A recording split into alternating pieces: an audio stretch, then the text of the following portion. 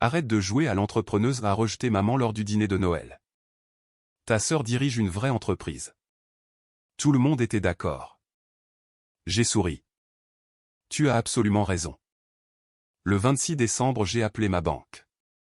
Retirer le soutien à la facilité de crédit commercial du compte SC 2847. Le président de sa banque a appelé en panique. Qu'est-ce que vous avez fait? Le cristal de Waterford captait la lumière des bougies alors que maman levait son verre pour le 3e toast de la soirée. À Catherine, a-elle annoncé en rayonnant vers ma grande sœur à travers la table. 30 ans de Sterling Home Good. 300 employés. 140 millions d'euros de chiffre d'affaires annuel. Une véritable bâtisseuse d'empire. Tout le monde a trinqué avec enthousiasme. Papa, tante Margaret, oncle Tom, mes cousins célébraient tous la dernière étape franchie par Catherine comme si elle venait de découvrir le remède contre le cancer. Catherine a accepté les éloges avec une grâce habituelle. Son bracelet de diamant accrochait la lumière pendant qu'elle faisait des gestes modestes. Cela a été un long voyage. Bâtir une entreprise de zéro demande des sacrifices, de la vision et une compréhension du vrai commerce que tout le monde ne possède pas. Ses yeux se sont posés sur moi brièvement, juste assez longtemps pour s'assurer que je comprenne l'insinuation. Contrairement au loisir de certaines personnes, a ajouté tante Margaret en riant et en me regardant directement. Qu'est-ce que tu fais exactement, Sophie? Quelque chose avec les ordinateurs. Du conseil en logiciel, j'ai répondu doucement. C'est vrai. Du conseil. Catherine a souri. Ce sourire particulier que je connaissais depuis 35 ans. Un travail très flexible. Cela te permet de fixer tes propres horaires. De travailler à domicile. Parfait pour les personnes qui ne veulent pas subir la pression d'une vraie entreprise. Maman s'est penchée et a tapoté ma main avec compassion. Il n'y a aucune honte à avoir de plus petites ambitions, Sophie. Tout le monde n'est pas fait pour accomplir ce que Catherine a réalisé. Exactement. Papa était d'accord tout en coupant sa côte de bœuf. Catherine a pris de vrais risques et a construit quelque chose de tangible. Des avantages sociaux pour les employés, des chaînes d'approvisionnement, des partenariats de vente au détail. C'est du concret. Pendant ce temps, Catherine continuait de s'animer sur son sujet préféré. Sophie développe son entreprise de conseil depuis 8 ans maintenant? Tu travailles toujours depuis ton appartement. J'ai un espace de bureau en centre-ville. Un espace de travail partagé, pas vrai? Elle a ri. Je me souviens quand tu appelais cela un environnement stratégique de travail collaboratif. Maman, tu te souviens? Nous trouvions cela adorable. La table a gloussé en chœur. J'ai pris une gorgée de vin et je n'ai rien dit. La vérité sur les vraies entreprises, a continué Catherine clairement lancée, c'est qu'elles nécessitent des capitaux. De vrais capitaux. J'ai 95 millions d'euros de facilités de crédit qui soutiennent mes opérations. Financement de la chaîne d'approvisionnement, prêt sur stock, capital d'expansion. C'est la différence entre jouer à l'entrepreneuse et en être vraiment une. Oncle Tom a hoché la tête avec approbation. Comment tu obtiens ce genre de ligne de crédit? Des relations, un historique de performance, la compréhension du fonctionnement de la vraie finance. Catherine m'a jeté un coup d'œil. Ce sont des choses complexes. Des clauses bancaires restrictives, des prêts garantis par des actifs, des structures de crédit renouvelables. Tout le monde n'a pas la sophistication nécessaire pour cela. Je suis sûr que Sophie s'en sort très bien avec ses petits projets de conseil, a offert gentiment tante Margaret. Chacun à son propre niveau. Maman a serré ma main. Arrête de jouer à l'entrepreneuse, Sophie. Il est acceptable d'admettre que ce que tu fais ne fonctionne pas. Tu pourrais possiblement obtenir un emploi stable. Utiliser tes compétences en informatique dans l'entreprise de Catherine. Je suis sûr qu'elle te trouverait une place. Le sourire de Catherine était magnanime. Je pourrais probablement utiliser une autre consultante en technologie de l'information. Un poste de premier niveau mais stable. Des avantages sociaux, des horaires réguliers. Cela te ferait du bien de voir comment fonctionne une vraie entreprise. C'est très généreux, j'ai dit calmement. La famille prend soin de la famille. Maman a dit eux-mêmes lorsque l'une de nous n'exploite pas tout son potentiel. La conversation du dîner est passée à autre chose. Les plans d'expansion de Catherine, ses nouveaux partenariats de vente au détail, la possibilité d'une introduction en bourse. J'ai mangé mon repas, j'ai souri et j'ai hoché la tête aux moments appropriés. Ce qu'aucun d'eux ne savait, ce qu'ils n'avaient jamais pris la peine de demander, c'était ce que j'avais réellement fait au cours des 8 dernières années. Après l'université, j'avais passé 6 ans chez Goldman Sachs dans leur groupe de banque d'investissement en technologie et communication. J'ai commencé comme analyste, j'ai gravi les échelons jusqu'au poste d'associé, j'ai tout appris sur les structures de capital, les facilités de crédit et les prêts commerciaux. Quand je suis parti pour lancer ma petite entreprise de conseil, je l'ai fait avec 4,2 millions d'euros d'économie et un réseau de relations bancaires commerciales pour lequel la plupart des directeurs financiers tueraient. Mon conseil n'était pas du support technique. C'était des conseils stratégiques pour les entreprises de taille moyenne sur l'optimisation du capital, la structuration du crédit et le financement de la croissance. Un travail de haut niveau, un chiffre d'affaires annuel à 7 chiffres, juste moi et 2 partenaires, une structure délibérément gardée petite. Mais j'avais aussi réalisé des investissements privés de petites participations dans des entreprises auxquelles je croyais, structurées sous forme de facilités de dette plutôt que de capitaux propres. Des rendements plus sûrs et plus stables, moins de gloire, plus de profit. Il y a 3 ans, Catherine avait approché un consortium de banques pour sa grande expansion. 1,95 million d'euros de crédits renouvelables pour soutenir ses plans de croissance. Un montant agressif, des conditions risquées. La plupart des banques n'y toucheraient pas, mais la Pacific Commercial Bank avait accepté à condition de trouver un garant privé pour soutenir 30% de la facilité, soit 28 millions d'euros d'engagement de garantie. Aux taux commerciaux, cela rapporterait environ 2,1 millions d'euros par an en frais. L'accord était arrivé sur mon bureau par les canaux bancaires, une opportunité anonyme de bon rendement, des fondamentaux d'entreprises solides. J'avais accepté de fournir la garantie par l'intermédiaire d'une société holding Z2847 nommée d'après le premier code logiciel que j'avais écrit. Catherine a obtenu ses 95 millions d'euros. Pacific Commercial a obtenu sa couverture des risques. J'ai obtenu des rendements constants et une créance de première priorité si les choses tournaient mal. Catherine ne l'a jamais su. Pourquoi devrait-elle le savoir? Les banques ne divulguent pas leurs garants privés. Tout ce qu'elle savait, c'était que Pacific Commercial disposait d'un soutien institutionnel sophistiqué pour sa facilité de crédit. Pendant 3 ans, j'avais été la fondation invisible de son empire, percevant mes honoraires pendant qu'elle racontait à tout le monde comment elle avait tout construit elle-même. Et cela m'allait très bien. Les affaires étaient les affaires. La famille était la famille. Il fallait les garder séparés jusqu'à ce soir. J'ai quitté le dîner à 10 heures prétextant du travail tôt le matin. Maman m'a serré dans ses bras à la porte avec cette expression de pitié que j'avais vue 1000 fois. Il n'est pas trop tard pour faire quelque chose de ta vie, Sophie. Tu n'as que 35 ans. Je garderai cela à l'esprit et je réfléchirai à l'offre de Catherine. Un vrai travail te donnerait une direction. J'ai conduit pour rentrer chez moi dans la circulation de la nuit de Noël. Les mots de Catherine résonnaient dans ma tête. Arrête de jouer à l'entrepreneuse. Chacun à son propre niveau. Tout le monde n'a pas la sophistication nécessaire pour cela.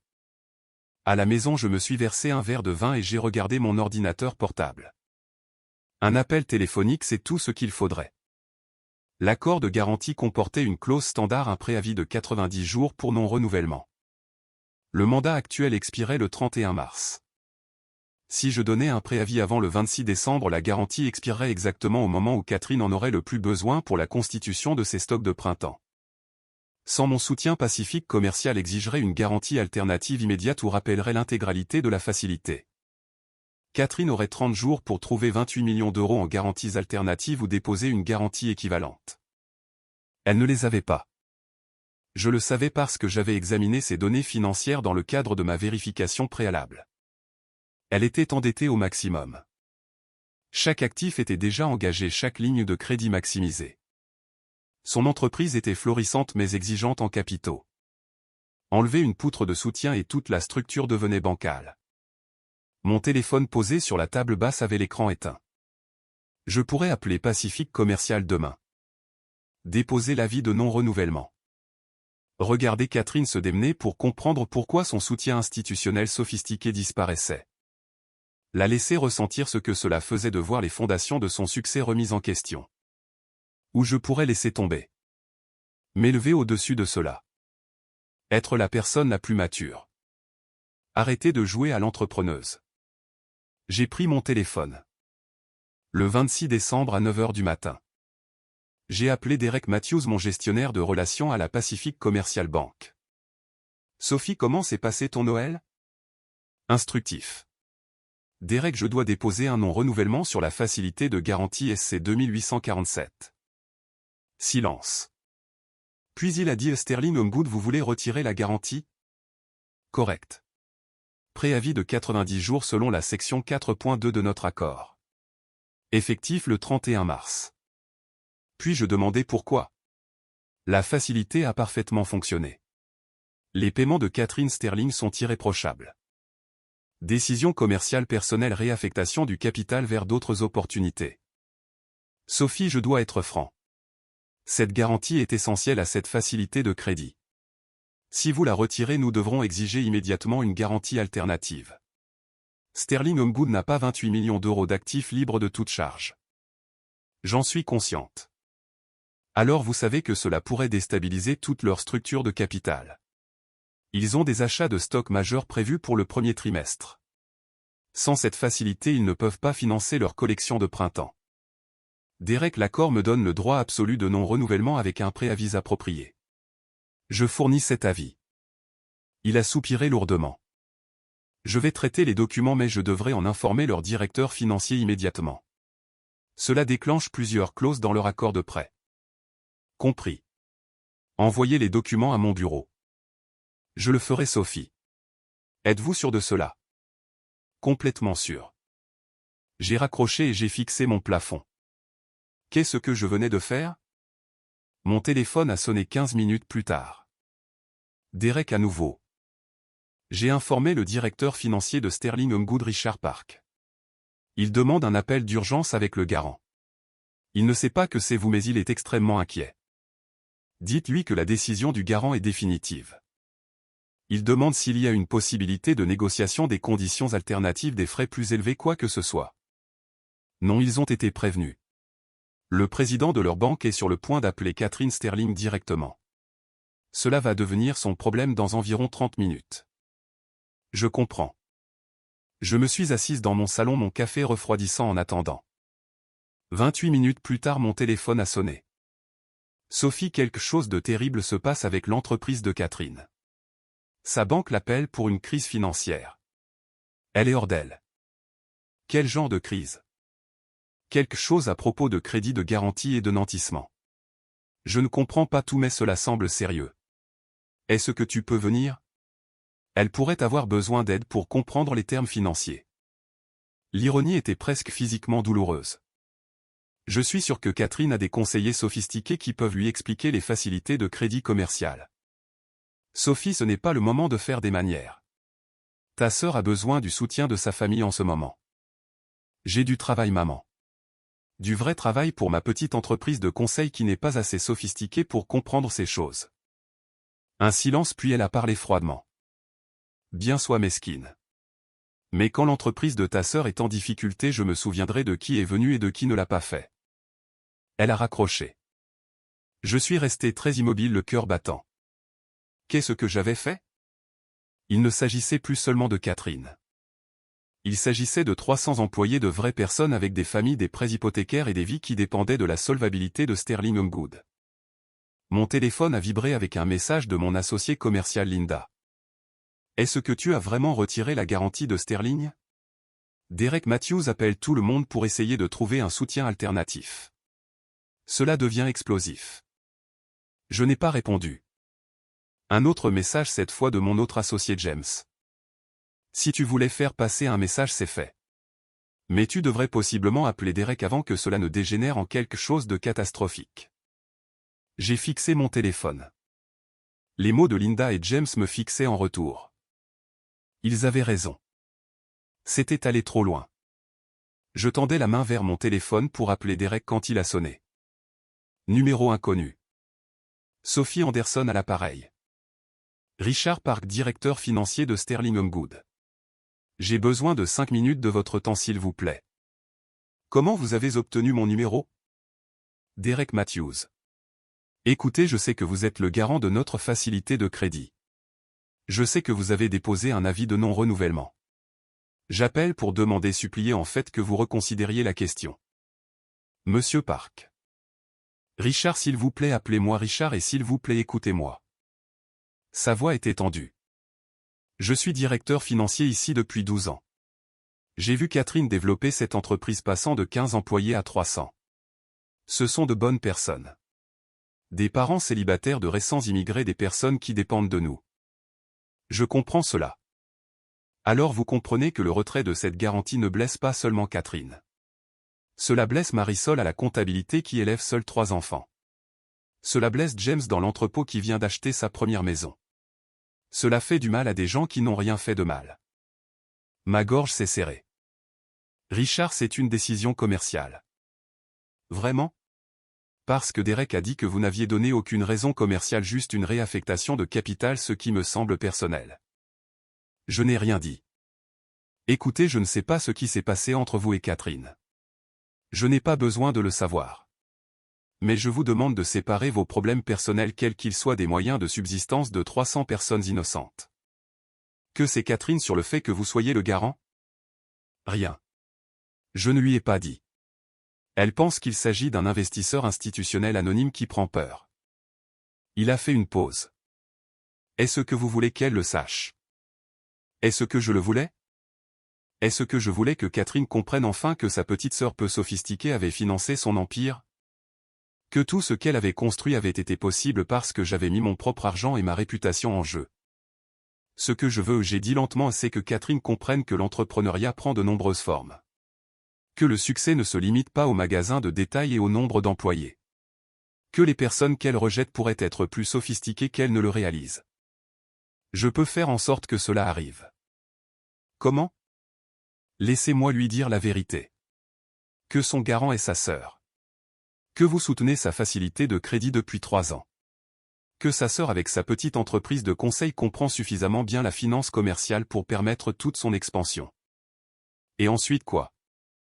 Et ensuite vous et moi négocions possiblement des conditions différentes, possiblement des frais plus élevés, possiblement une reconnaissance publique de votre rôle, mais nous trouvons une solution qui ne détruit pas ce que 300 personnes ont construit. Je me suis dirigé vers ma fenêtre regardant le matin gris de décembre à Seattle. Je dois y réfléchir. Nous avons jusqu'au 31 mars avant que la garantie n'expire. Mais les commandes de stock de printemps de Catherine partent la semaine prochaine. S'il y a une incertitude concernant notre facilité de crédit, nous ne pouvons pas passer ces commandes, ce qui signifie aucune collection de printemps, ce qui signifie des licenciements. Sa voix a baissé. S'il vous plaît Sophie, pensez aux personnes, pas seulement au capital. Il a raccroché. Je suis resté à la fenêtre pendant un long moment. J'ai rappelé Derek Matthews 1 heure plus tard. Je veux une réunion, j'ai dit. Moi, Richard Park et Catherine Sterling. Aujourd'hui si possible. Nous sommes le 26 décembre. La plupart des gens sont en congé. Je sais quel jour on est. Est-ce que vous pouvez l'organiser ou non? Je vais essayer. Laissez-moi 1 heure. 90 minutes plus tard, Derek a rappelé. 16 heures. Siège social de Sterling Homewood, salle de conférence C. Catherine a accepté mais elle est confuse. Elle ne sait pas pourquoi son directeur financier a insisté pour que vous y assistiez. Parfait. J'ai passé l'après-midi à me préparer, pas avec des documents ou des présentations. Je n'en avais pas besoin. Je me préparais juste mentalement à voir le visage de ma sœur lorsqu'elle réaliserait la vérité. Le siège de Sterling Homewood se trouvait dans un entrepôt rénové à Georgetown. Briques apparentes, meubles modernes, affiches de motivation sur le travail d'équipe et la vision. La réceptionniste a semblé surprise lorsque j'ai donné mon nom. Mademoiselle Sterling vous attend. 3e étage, salle de conférence C. J'ai pris l'ascenseur le cœur battant.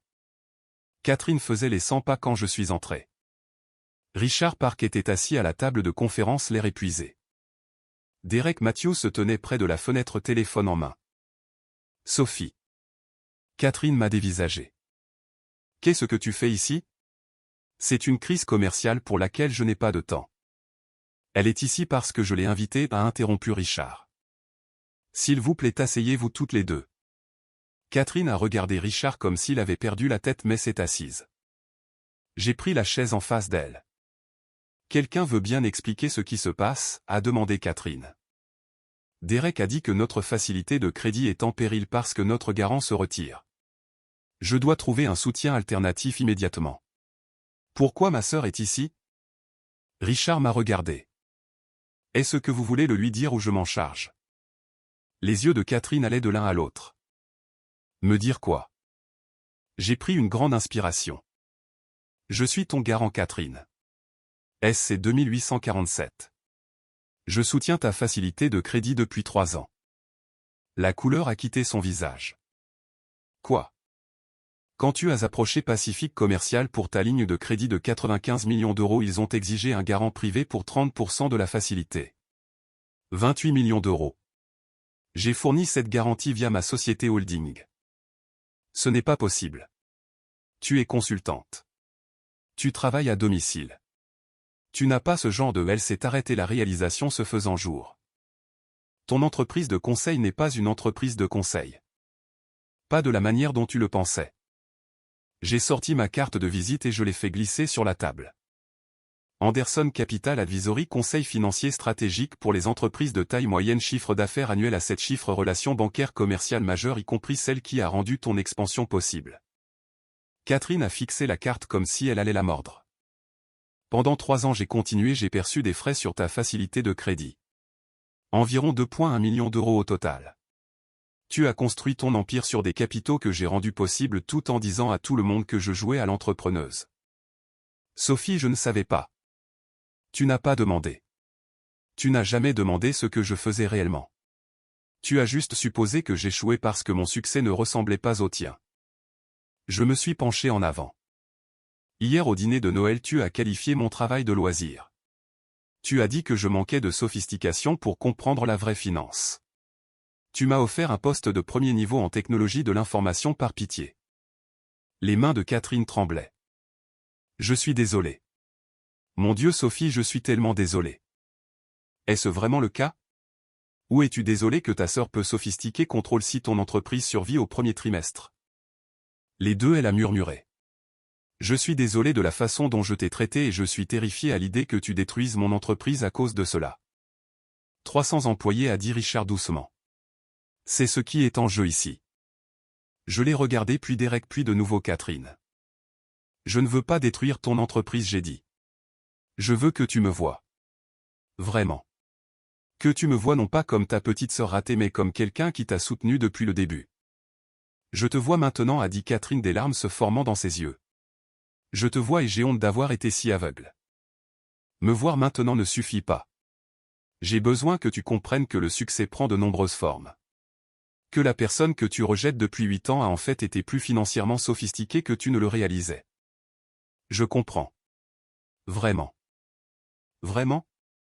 Parce qu'hier tu m'as dit d'arrêter de jouer à l'entrepreneuse. Aujourd'hui tu me supplies de sauver ton entreprise. Quelle version de moi est réelle, Catherine? La sœur incompétente ou la financière stratégique? Elle s'est essuyé les yeux. Les deux. Tu es les deux. Et j'ai été trop menacé par ton succès pour admettre que tu pourrais en fait être meilleur que moi dans ce domaine. Cela m'a arrêté net. Quoi? Tu penses que je n'ai pas remarqué que tu avais quitté Goldman Sachs? Que tu avais créé ton propre cabinet? Je savais, Sophie. J'ai toujours su que tu étais brillante en finance. Je ne pouvais tout simplement pas l'admettre parce que cela me faisait me sentir moins brillante. Elle a ri amèrement. J'ai construit une entreprise de vente au détail. Tu as construit une société de conseil en capital. La mienne est visible. La tienne est puissante. Et j'ai passé 8 ans à faire semblant que la tienne ne comptait pas parce que je ne pouvais pas supporter la comparaison. La salle de conférence est devenue silencieuse. Richard s'est éclairci la gorge. Nous pourrions possiblement discuter de la voie à suivre. J'ai préparé plusieurs options de restructuration. Il a sorti des documents exposant des alternatives, des frais de garantie plus élevés, des conditions de renouvellement plus courtes, un statut d'observatrice au conseil d'administration, pour moi une reconnaissance publique de mon soutien. Qu'est-ce que tu veux, Sophie? A demandé Catherine. Fixe tes conditions. J'y ai réfléchi. À 8 ans de rejet au dîner de Noël. Aux 300 employés qui méritaient mieux que d'être pris au piège de notre dysfonctionnement familial. Je veux 3 choses, j'ai finalement dit. Premièrement, la garantie se poursuit à des conditions révisées, le double des frais, un renouvellement annuel au lieu de mandat de 3 ans. Je veux des droits de surveillance et des examens trimestriels. Richard a hoché la tête prenant des notes. Deuxièmement, tu reconnais publiquement que ton expansion a été soutenue par des capitaux privés. Tu n'as pas à me nommer mais tu arrêtes de faire semblant d'avoir tout fait toute seule. C'est fait, a dit immédiatement Catherine. Troisièmement, tu appelles maman et papa ce soir. Tu leur dis la vérité sur mon entreprise et que tu t'es trompé sur mon compte pendant 8 ans. Et tu arrêtes de me rabaisser lors des dîners de famille. La voix de Catherine s'est brisée. Je vais les appeler tout de suite. Pas maintenant.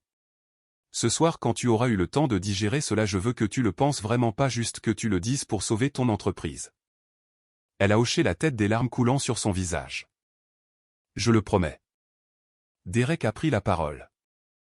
Je vais rédiger l'accord de garantie révisé. Même structure de base, conditions modifiées comme discuté. Sophie conserve la créance de première priorité, renouvellement annuel, frais augmentés. Sterling Homegood maintient un accès complet à la facilité de crédit. Sous réserve de mon examen annuel, j'ai ajouté. Sous réserve d'un examen annuel, a confirmé Derek. Richard a rassemblé ses documents. Je vais préparer la déclaration du conseil d'administration concernant le soutien privé. Catherine, vous devrez signer avant que nous déposions le dossier à la banque. Catherine a hoché la tête avec engourdissement, me regardant toujours comme si elle me voyait pour la première fois. Derek et Richard se sont excusés pour rédiger la paperasse, me laissant seul avec ma sœur. Je suis désolé, a répété Catherine. C'est insuffisant, mais je ne sais pas quoi dire d'autre. Tu pourrais commencer par me poser des questions sur mon vrai travail au lieu de faire des suppositions. D'accord. Elle s'est essuyé les yeux. Parle-moi de Anderson Capital Advisory. Qu'est-ce que tu fais réellement? Alors je lui ai parlé de mes années chez Goldman. Des cabinets que j'ai conseillés, des structures de capital que j'ai conçues et des entreprises que j'ai aidées à croître, du réseau que j'avais construit et du respect que j'avais gagné dans une industrie qui ne se souciait pas de la visibilité, seulement des résultats. Elle a écouté sans m'interrompre, son expression passant du choc à quelque chose qui ressemblait à de l'admiration. Tu n'as pas seulement du succès, a dit Catherine quand j'ai fini. Tu es exceptionnel et je t'ai traité comme si tu échouais. Oui, c'est vrai. Pourquoi tu ne me l'as pas dit? Pourquoi m'avoir laissé croire que tu avais des difficultés? Est-ce que tu aurais écouté? Ou est-ce que tu aurais trouvé un autre moyen de le minimiser? J'ai secoué la tête. Tu avais besoin de croire que j'avais moins de succès pour te sentir bien dans ta peau. Je ne pouvais pas changer cela en expliquant mon travail. Il fallait que tu le découvres par toi-même. En perdant presque mon entreprise, en faisant face aux conséquences, de vraies conséquences. Elle est restée silencieuse pendant un long moment. Je t'ai appelé après le dîner de Noël. Après ton départ, j'ai dit à maman que tu étais sensible à la critique constructive. Bien sûr que tu l'as fait.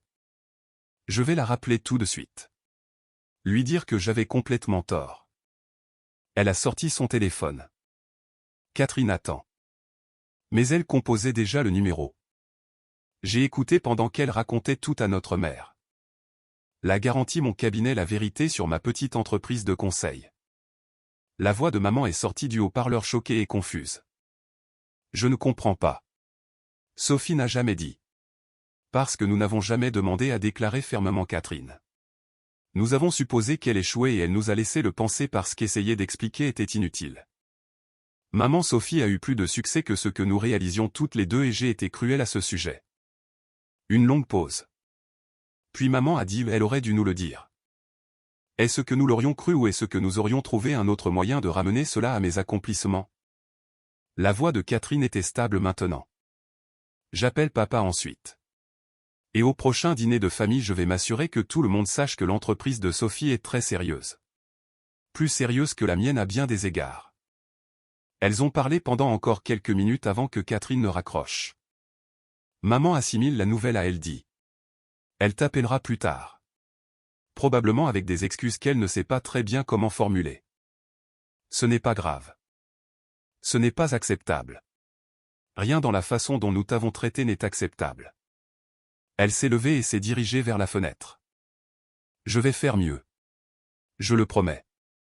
À commencer par dire à tout le monde lors de notre prochain dîner de famille exactement qui a garanti mon expansion et pourquoi j'ai de la chance que tu sois ma sœur. Tu n'es pas obligé de le faire. Je le dois. Tu mérites du crédit. Tu mérites d'être reconnu.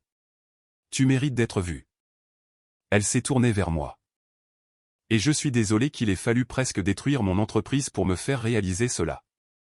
Derek et Richard sont revenus avec des projets de documents. Nous avons passé l'heure suivante à examiner les conditions, à négocier les détails, à finaliser la garantie restructurée. Quand tout a été signé, j'ai rassemblé mes affaires pour partir. Catherine m'a accompagné jusqu'à l'ascenseur. Merci de ne pas être parti, de m'avoir donné une chance de réparer cela. Je ne l'ai pas fait pour toi. Je l'ai fait pour tes 300 employés qui ne méritent pas de souffrir parce que nous sommes dysfonctionnels. C'est de bonne guerre, elle a souri faiblement, mais quand même. Merci. L'ascenseur est arrivé. Je suis entré, j'ai appuyé sur le bouton du rez-de-chaussée. Sophie a appelé Catherine alors que la porte commençait à se fermer. Je pensais ce que j'ai dit sur le fait que tu es exceptionnel. Je l'ai toujours su. J'étais juste trop peu sûr de moi pour l'admettre. Les portes se sont fermées avant que je ne puisse répondre. 3 mois plus tard, j'étais assise à la réunion annuelle du conseil d'administration de Sterling Good en tant que leur nouvelle conseillère financière. Catherine avait restructuré son équipe dirigeante, m'intégrant officiellement pour superviser la stratégie de capital. Nos chiffres du premier trimestre ont dépassé les projections, a annoncé Richard Park. Grâce à un accès stable au crédit et à une gestion stratégique des stocks. Catherine a croisé mon regard à travers la table et a souri. Pas son ancien sourire supérieur, mais quelque chose d'authentique et de reconnaissant. Après la réunion, nous sommes allés déjeuner. Une nouvelle tradition que nous avions commencée. Juste toutes les deux à parler des affaires de la famille et de toutes les années que nous avions gaspillées à ne pas vraiment nous connaître. Maman a posé des questions sur ton entreprise hier, a dit Catherine devant nos salades. Elle a posé ces questions avec une véritable curiosité. Elle voulait connaître ta base de clients et tes progrès en approche stratégique. Papa dit à ses amis de golf que ses 2 filles sont maintenant des entrepreneuses à succès, en utilisant le mot « de » très délibérément. Elle a souri de toutes ses dents. C'est bizarre de l'entendre se vanter de toi après des années à ne pas le faire. Je préfère bizarre à méprisant. C'est juste. Elle a pris une gorgée de vin. Je prends la parole lors d'une conférence d'affaires le mois prochain. Les femmes à la direction du commerce de détail. Ils m'ont demandé de parler de surmonter les défis. C'est génial. J'ajoute une section sur les soutiens cachés, sur le fait que le succès est rarement solitaire même quand on en a l'impression. Sur l'importance de reconnaître qui rend réellement vos rêves possibles. Elle a croisé mon regard. Je vais leur parler de toi. Catherine, tu n'es pas obligée. Je le veux. Tu mérites d'être reconnue pour ce que tu as construit. À la fois pour ton cabinet et pour ton rôle dans le mien. Elle a souri. En plus, c'est une bonne histoire. Une sœur sauve l'entreprise de sa sœur après avoir été rejetée pendant des années. Très captivant. Tant que tu inclus la partie où tu as appris l'humilité. Oh, j'inclus définitivement cette partie. Avec mes suppositions embarrassantes et ta révélation très satisfaisante. Elle a ri. Le public va adorer. Nous avons terminé le déjeuner et sommes retournés à nos voitures. Catherine m'a serré dans ses bras pour me dire au revoir. Quelque chose qu'elle avait commencé à faire récemment, comme si elle essayait de compenser des années de distance émotionnelle. On se voit chez maman pour le dîner de dimanche. Je serai là. Bien. Parce qu'elle prépare son célèbre bœuf braisé et elle a spécifiquement mentionné vouloir la présence de ses 2 filles qui ont réussi. Le sourire de Catherine était chaleureux. Ces 2 filles. Elle insiste vraiment sur ce mot maintenant. J'ai conduit jusqu'à mon bureau, un vrai bureau maintenant, pas un espace de travail partagé avec le nom de mon cabinet sur la porte et une vue sur Elliott Bay. Nous avions grandi pour atteindre 5 consultants et nous traitions plus de demandes de clients que nous ne pouvions en gérer. Mon téléphone a vibré avec un courriel de Richard Park. Une autre entreprise de taille moyenne à la recherche de conseils en stratégie de capital. De bons fondamentaux, une gestion solide. Ils avaient besoin de quelqu'un qui comprenait la finance sophistiquée. J'ai souri et j'ai commencé à rédiger ma réponse. 2 sœurs, 2 entreprises, toutes 2 réelles, toutes 2 précieuses. Enfin reconnues comme telles. Par la fenêtre, le soleil de Seattle perçait les nuages. Rare pour le mois de mars, mais avec un timing parfait néanmoins.